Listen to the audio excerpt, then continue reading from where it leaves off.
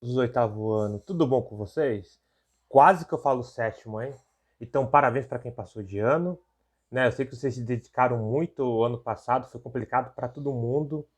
Esse ano ainda tá virtual, mas tende a não ser mais para frente, beleza? Então, vamos para a primeira aula do ano. A gente já teve aquela reuniãozinha que eu falei com vocês, né? Eu expliquei como ia ser, eu expliquei como funcionaria esse início de ano com vocês virtualmente.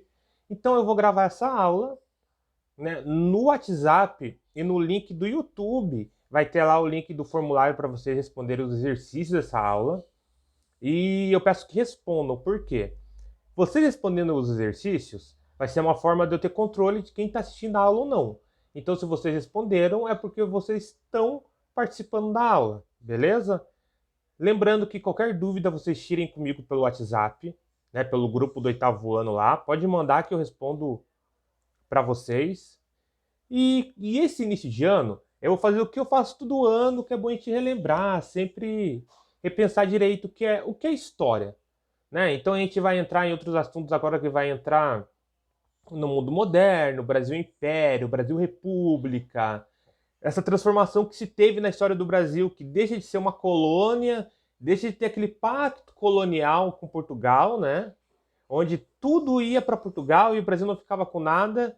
E a partir da declamação da independência, da declamação da independência por Dom Pedro I, lá no Rio Ipiranga, com independência ou morte, o Brasil passa a ser um império, o Império do Brasil. Então Dom Pedro passa a ser o Dom Pedro I, o primeiro imperador. Mas antes disso, vamos relembrar lá. O que é história? O que a história estuda? Como que a gente faz história? Né? Então, vamos nessa.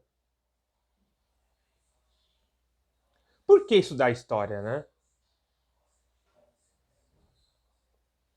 É importante notar que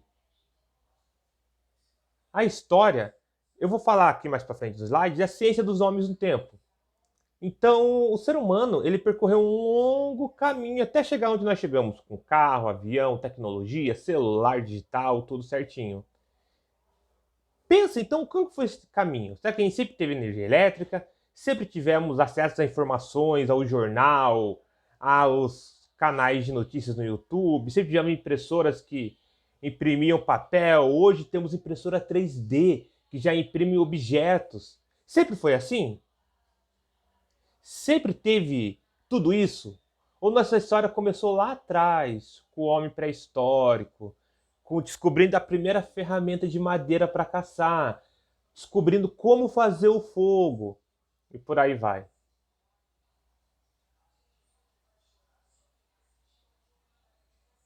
Então a história ele tem sentido, né? Para a gente entender como o ser humano chegou até os dias atuais.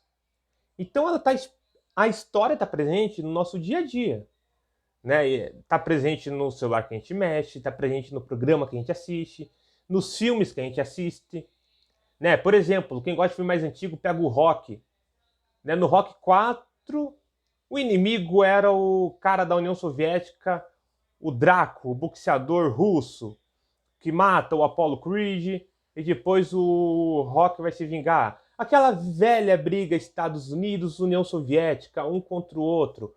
Por que era isso? Por que tinha essa noção? Porque a gente estava vivendo um período de Guerra Fria, que vocês vão estudar mais para frente, talvez o ano que vem. Mas já vai entender, foi um período da história em que terminou a Segunda Guerra Mundial, duas grandes potências saíram vencedoras, né? Uma delas era os Estados Unidos capitalista e a União Soviética socialista. Então tinha essa batalha. E essa batalha vai ser presente em tudo, na vida cultural, na vida artística, como nos filmes, nos livros, nos desenhos, quadrinhos de herói, né? Como a gente vai pensar o Capitão América, né? Que tinha a caveira vermelha, que tinha os nazistas como forma de destruição, o Hellboy, né? Que para quem assistiu o filme sabe que ele era uma criatura que os nazistas descobriram como convocar o demônio, aí o Hellboy virava isso, o menino do inferno. Mas então, por isso é preciso a gente conhecer o nosso passado, porque através do passado a gente conhece a atualidade. A gente conhece da onde vêm as tecnologias que usamos, da onde vêm os objetos, da onde vêm essas manifestações culturais, as manifestações políticas. Por que estamos com essa briga hoje, esquerda, direita? Da onde vem essa noção de esquerda? Da onde vem essa noção de direita, de centro? Da onde vem os ideais políticos? Da onde vem a democracia que a gente vive? Então a história é muito importante para a gente discutir isso.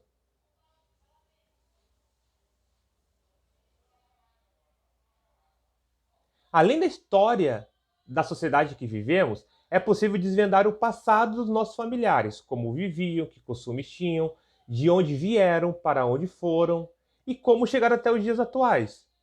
A história é importante porque a gente acaba conhecendo a nossa história, a história de cada um de nós. Por exemplo, quem teve pai que veio da fazenda, que era um outro costume, que acordava às 5 horas da manhã para ir para o campo, né? Aí assim que o sol raiasse, dormia. No fim de semana ia para as matinês, as festinhas da tarde, ia para o bailão, ouvia a moda caipira, sertanejo que fala da vida do campo. Entende? Temos pais que vieram de outros países, pais que eram do Nordeste, né? Os avós que vieram do interior do estado, que vieram de outros estados, até bisavós que vieram de outros países, refugiados até o Brasil. Então a gente estudar história acaba descobrindo essas coisas sobre nós mesmos. Então a história acaba sendo essa conversa do presente com o passado com o presente. Entende? A gente parte de hoje, né, de um fato atual, onde a gente vai pesquisar, voltar ao passado para ver onde esse fato se criou, até voltar aos dias atuais, para ver como esse fato mudou nossa vida até agora.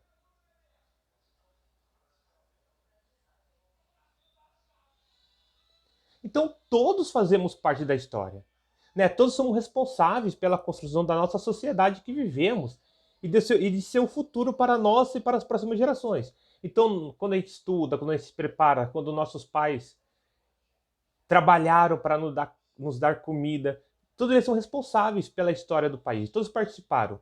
Tivemos pais que foram lá nos protestos contra o governo Lula e Dilma, tivemos pais que foram nos ossos pintados lá contra a Collor, tivemos pais, familiares que estavam sofrendo com a inflação no governo do José Sarney, onde toda hora o preço ficava trocando os produtos e você nunca sabia o que poderia comprar com o dinheiro que você tinha. Então, daqui a alguns anos, muitas pessoas estudarão hoje nossos costumes, como a gente se veste, como a gente come, como nós construímos nossas casas, quem, quem são nossos governantes, como era a nossa condição de vida. Então, mesmo hoje, será motivo da história para o passado, para o futuro. Então, nós seremos o passado. E também podemos estudar o presente com a história. Temos um campo da história chamado História do Tempo Presente. A gente estuda essa mudança quase que real, em tempo real. Ó, um exemplo do conhecimento histórico que a gente pode ver é a capoeira, por exemplo. É muito normal você ver a capoeira jogada no Brasil inteiro e até em outros países já foi. Mas se olha quem está jogando capoeira, você pensa, estou lutando, estou fazendo uma dança, talvez, porque também pode ser visto como uma dança. Mas a gente nunca para pensar o significado que tem a capoeira.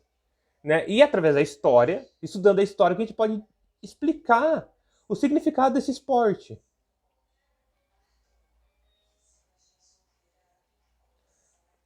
A capoeira, por exemplo, tudo você já sabe como. Alguém já viu uma roda de capoeira, já viu uma luta. Então ela é uma prática cultural africana, que nasceu no Brasil, né, com os africanos, e que foram escravizados aqui. Então, eles tinham que ter uma maneira de se defender, né? E para eles não, e para os senhores de escravos não perceberem que eles estavam lutando, eles inventaram essa dança, a capoeira que é meio dançada, então parecia uma dança. Então, quando eles falavam, o que vocês estão fazendo lá? Não, a gente está dançando. Mas na verdade eles estavam treinando uma forma de lutar. Essa luta foi muito importante para eles conseguirem se não sofrerem tanta opressão dos senhores dos escravos. Então eles jogavam a capoeira, eles se defendiam dessa maneira, tanto que o jogo chegou a ser proibido no Brasil durante várias décadas, foi proibida, sendo liberada apenas em 1930. Olha o salto do tempo que temos aí, a escravidão lá por 1600, 1700, 1800, 1900 até 1930, quando se libera o esporte da capoeira. Então é uma cultura que vem da nossa origem africana e tá até hoje aí. É um jogo bonito. Eu já lutei capoeira. Eu sei que muita gente que está assistindo pode já ter lutado ou gostaria. E eu recomendo todos a tentarem praticar, porque é um esporte muito legal e muito bonito. Além de ser um esporte, você fazer bem para a saúde.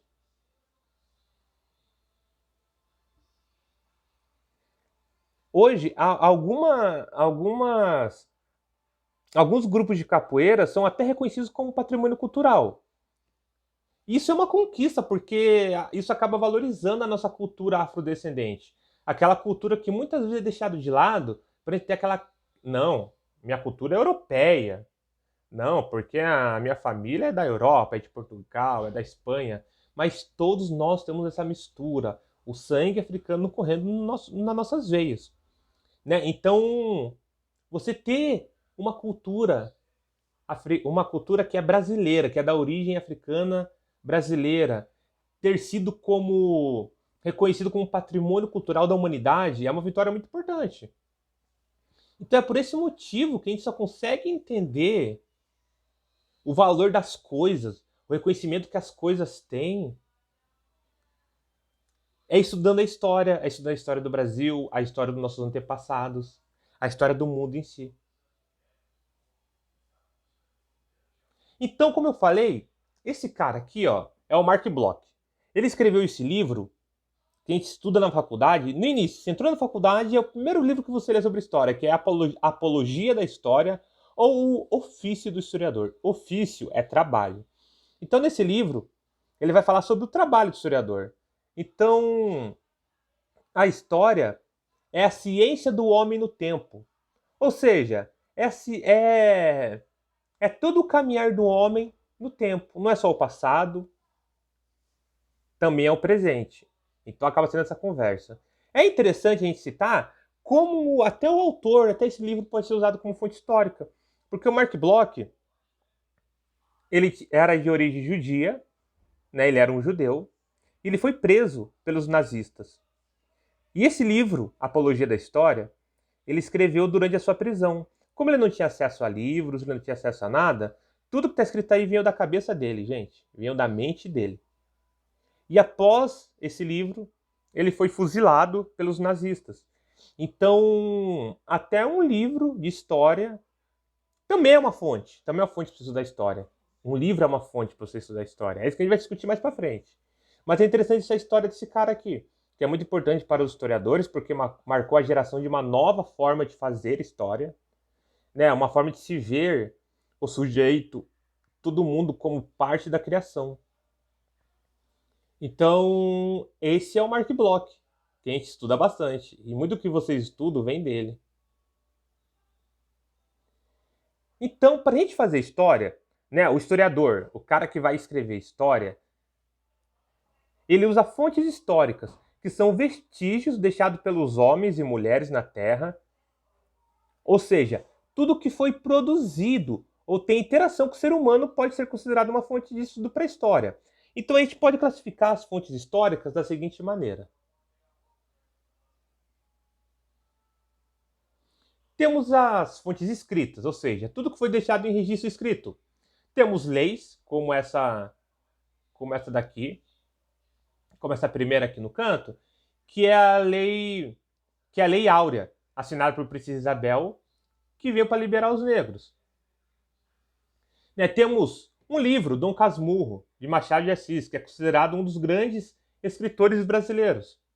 Que é importante porque no livro vai ter uma época que ele foi escrito, por que ele foi escrito, no caso Machado de Assis, que era negro.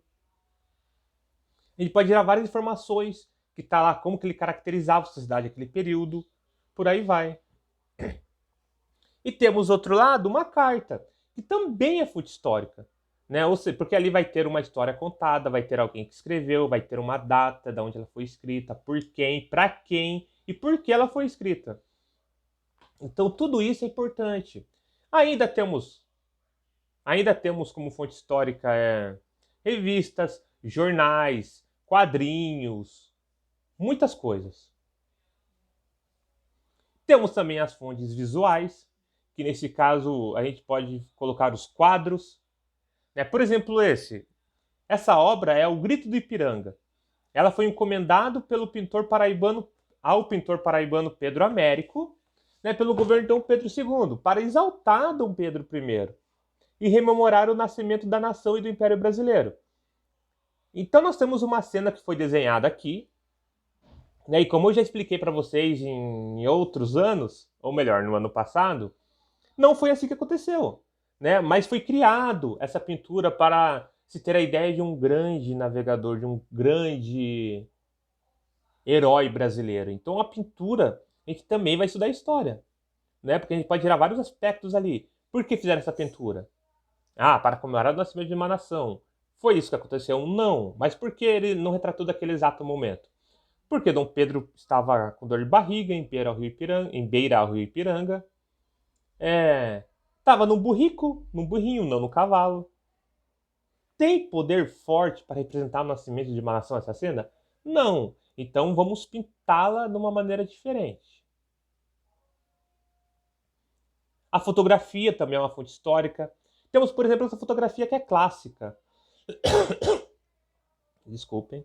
Vários livros têm essa fotografia, que foi tirada em junho de 72, que mostra crianças fugindo das explosões na vila de Trang Bang, no Vietnã. Essa foto se tornou uma imagem do símbolo da guerra, porque aparece uma menina correndo nua no centro e o irmão mais novo dela, que perdeu um olho, e mais dois primos. Então, durante uma guerra, a gente vê o sofrimento das pessoas. Então, essa fotografia ela é bem emblemática para a história. E também temos as caricaturas, que também podem ser utilizadas. Por quê? Como essa imagem é uma caricatura de Dom Pedro II. No final ali do seu governo, ele não estava muito preocupado com o país, ele estava viajando bastante, ele não tinha mais essa noção de um rei, de um imperador forte, inteligente.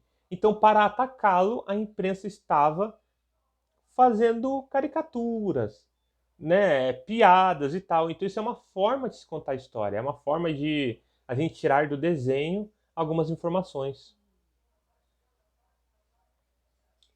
Temos as fontes orais. Eu vou deixar para vocês um vídeo de um griote, de uns griots, que são contadores de história.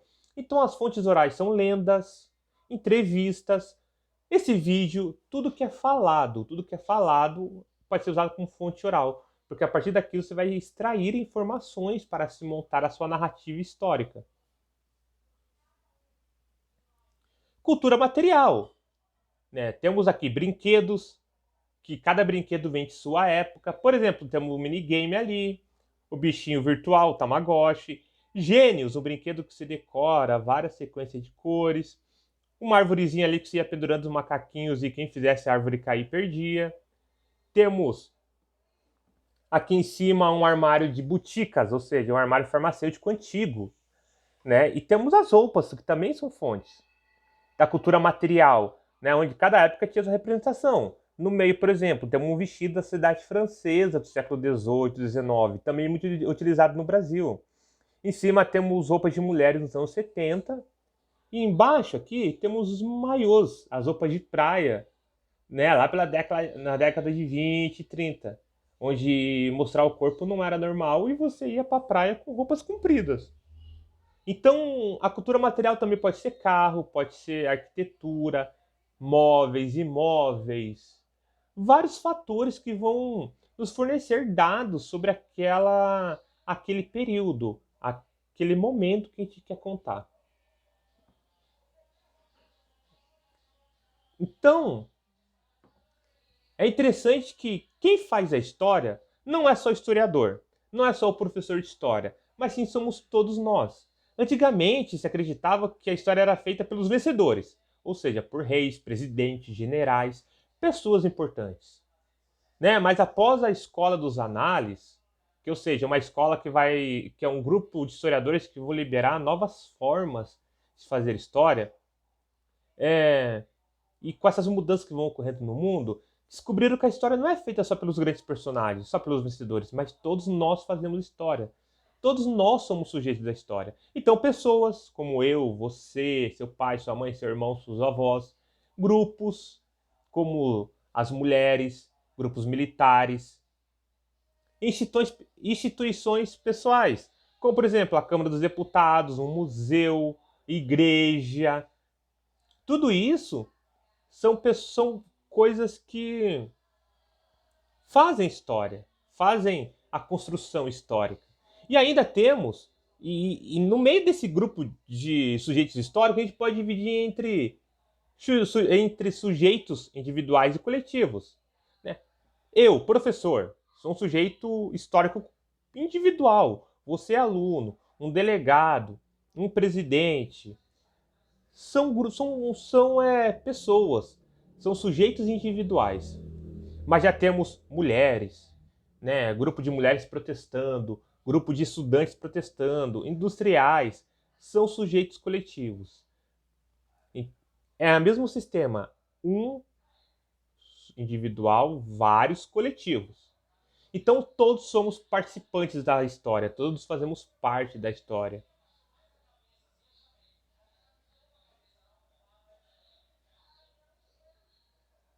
Esses exercícios aqui não são para vocês, né? Então eu já vou explicando.